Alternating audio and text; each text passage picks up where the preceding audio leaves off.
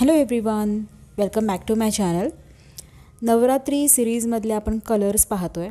तर आजचा दिवस आहे तिसऱ्या वेळेचा रंग आहे राखाडी म्हणजेच ग्रे कलर.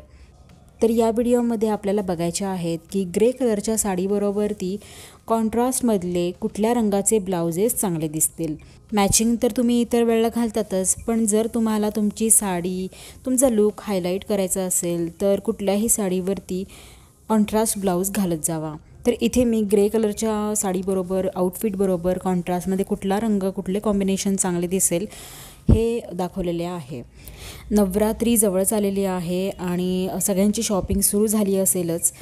प्रत्येक माळेचा रंग वेगळा असतो आणि त्यानुसार आपण असे हे कलर घालत असतो. मग ते साड्यांमध्ये असू दे, ड्रेसेसमध्ये असू दे किंवा लेहंगा चोलीमध्ये असू देत.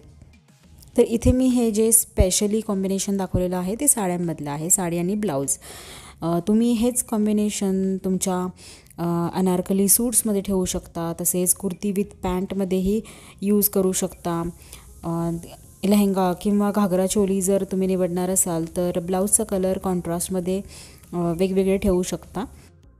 आता बघा, ग्रे कलरमध्ये थोडेफार शेड्स येतात, जसे की एक डार्क ग्रे कलर असतो, त्यानंतर लाईट ग्रे आहे आणि जो ओरिजिनल ग्रे असतो तोही सुद्धा आहे. तर इथे मी सगळे शेड्स असे इन्क्लूड करण्याचा प्रयत्न केलेला आहे. तर ग्रे बरोबर तुम्ही घालू शकता पीच कलर, पिंक कलर आणि जर थोडंफार युनिक करायचं असेल तर ब्लॅक कलरसुद्धा वापरू शकता. असे प्रिंटेड ब्लाउजेस वेगवेगळ्या कलरमधले सुद्धा चांगले दिसतील. ग्रे कलरच्या साडीवरती काही बुट्टी डिझाईन आणि कलरवाली बॉर्डर असेल तर त्यानुसार तुम्ही तुमच्या ब्लाऊजचा कलर ठरवा. अशी प्लेन साडी असेल तर त्यावरती एखादा वेगळ्या कलरचा प्रिंटेड ब्लाऊज घाला.